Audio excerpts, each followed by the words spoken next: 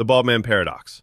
So let's say you're standing in front of your bathroom mirror one morning doing the usual routine, brushing your teeth, looking at yourself, wondering where it all went wrong, and then you notice it. A single hair fell out. Okay, no big deal. You've got thousands more. Still, a thought hits you. If one hair falling out doesn't make you bald, and two hairs falling out doesn't make you bald, then at what exact point does baldness officially begin? Is it after 100 hairs, 500, 5,000? At what number do you officially cross the line from guy with a bad haircut to guy who just went bald? Because here's the paradox. No single hair seems like the deal breaker. But if you keep following that logic, you'd have to say that even a man with 0 hairs on his head technically isn't bald. Which makes no sense. He's definitely bald. Unless you're Bruce Willis, in which case bald is just your final evolution. This is called a Sorites paradox, and it shows how fuzzy language can screw with logic. Bald isn't a precise scientific measurement. It's just a vague word we all kind of feel our way through, which means depending on who you ask, you might already be bald. Yeah, sorry about that. Let me know in the comments how many hairs on your head you have left until you classify as bald. The time travel paradox. All right, let's fire up the flux capacitor and talk about time travel for a second. Imagine you build a time machine. Not some crazy gadget. Yours looks like a busted washing machine duct taped to a lawnmower. But somehow it works.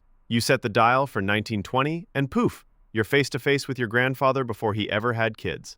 Now, for reasons best left unexplored, maybe he gave you terrible Christmas gifts, maybe you just don't vibe with him, you decide to, take him out of the picture. Nothing personal, Grandpa, but you've been paradoxed. Here's the problem.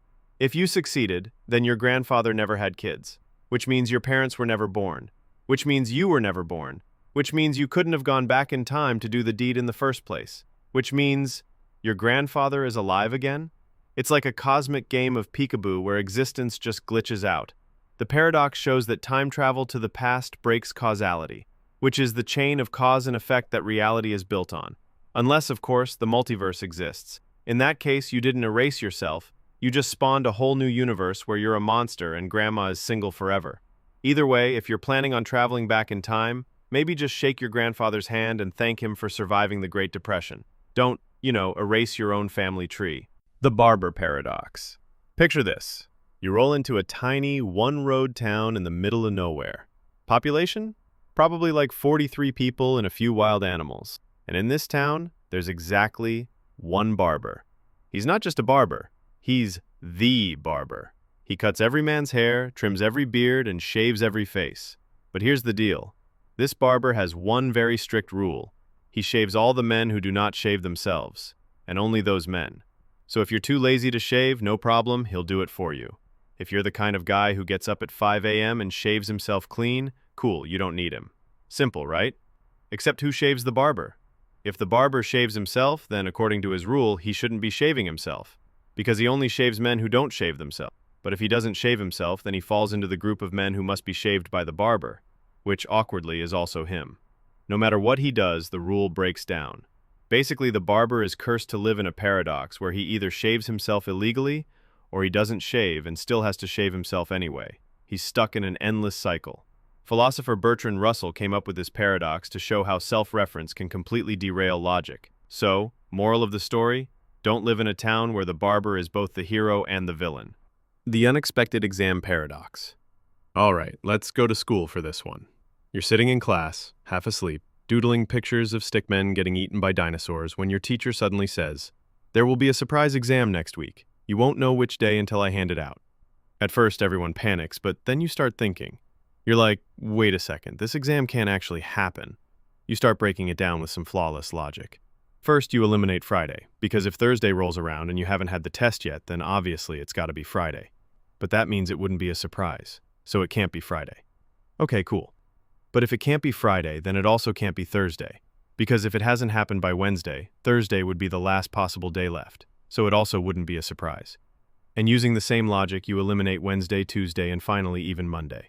You smugly sit back like some kind of wish Sherlock Holmes and announce to your classmates, there will be no exam at all. Fast forward to Tuesday. You walk into class without your backpack, without a pencil, just vibes. And then, damn, the teacher slams a test down on your desk. You're caught completely off guard. Congratulations, you just failed the world's easiest paradox. This is the unexpected exam paradox, and it's basically a logic trap. If you try to outsmart the surprise, you reason yourself into believing the exam is impossible, but the very fact that you don't expect it anymore makes it possible again. Sometimes overthinking just cooks you. The liar's paradox. Imagine you're at a party. And for some reason, instead of talking to normal people, you decide to corner everyone with logic puzzles. You stand up on a chair, raise your red solo cup like a king, and announce, "I am lying right now." At first, people just stare at you. Then the headache sets in. Because if the statement, "I am lying," is true, then you're lying, which means the statement isn't true. But if it's false, then you're telling the truth, which means it's true again. You're stuck in a perfect loop of brain static where the words cancel themselves out, and everyone at the party suddenly regrets inviting you. This is the liar's paradox, and it's one of the oldest logic breakers in history. It goes all the way back to ancient Greece, where a philosopher named Epimenides, who, fun fact, was himself a Cretan, declared, "All Cretans are liars," which immediately raises the question. If he's telling the truth, then he must be lying. But if he's lying, then some Cretans must be telling the truth. And if you're not lost yet, congratulations, you're lying to yourself. So if you're ever tempted to bust this one out at a party, just remember, it doesn't make you look like a genius. It just makes everyone else quietly move away from you. The indescribable paradox. The word indescribable was created so that nothing can be truly indescribable. Think about that one for a moment. The moment you call something indescribable, you've literally just described it. If it truly couldn't be described, you wouldn't be able to slap a label on it in the first place. So either the thing isn't actually indescribable, or the word itself is lying. The Monty Hall paradox. All right, let's play a game. You're on a cheesy 70s game show, standing under hot studio lights while wearing a suit. The host, Monty Hall, greets you with a big smile and points to 3 doors. Behind one door, a brand new car. Behind the other 2, goats. You pick a door, let's say door number 1. Monty, who knows what's behind all of them, opens another door, say door number 3, and reveals a goat. Then he looks at you with his big game show grin and says, "Do you want to stick with your door or switch to the other one?" Now here's where the paradox kicks in. Most people say it doesn't matter. 2 doors left, 1 car, 1 goat. It's 50-50, right? Wrong. Switching actually doubles your odds of winning the car. If you stick with your first choice, you only have a 1 in 3 chance. But if you switch, you've got a 2 in 3 chance. Why? Because when you first picked, there was a 1 in 3 shot you chose the car, and a 2 in 3 shot you chose a goat. Monty's reveal doesn't reset those odds. It just hands you extra information. If you picked a goat originally, which is twice as likely, switching saves you. If you pick the car, switching loses it.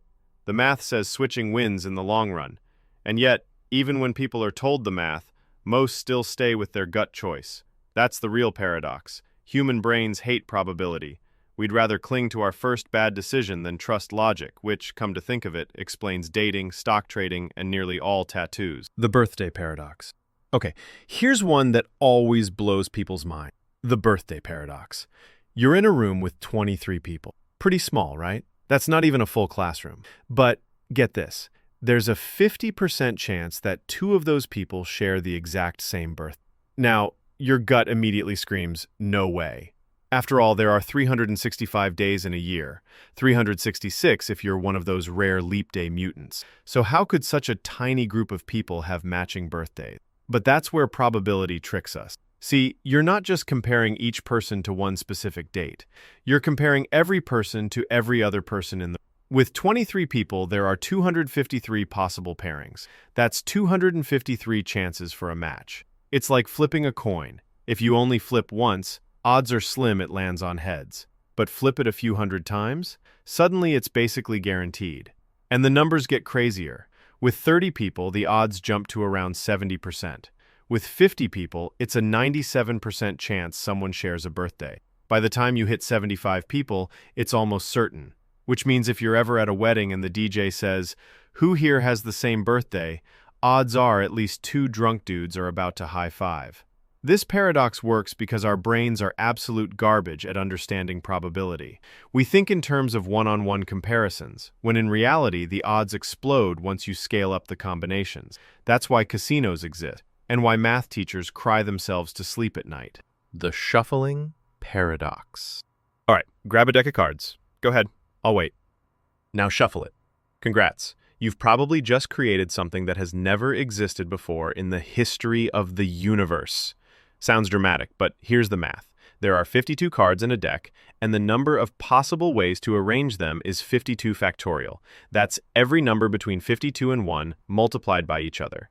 Do the math and you'll get an 8 followed by 67 zeros. To put that in perspective, that's more possible shuffles than there are atoms in our entire galaxy. So every time you shuffle a deck, odds are astronomically high that the exact order of cards in your hand has never existed before in the history of the universe. Not in Vegas, not in Monte Carlo, not in your family poker nights, never. And the kicker? It will never exist again either. You just created a unique cosmic arrangement. This is the shuffling paradox. Something as simple and ordinary as mixing a deck of cards is actually one of the rarest, most unique events you will ever cause. You think you're just killing time, but mathematically speaking, you just did something that will never happen again in all of history.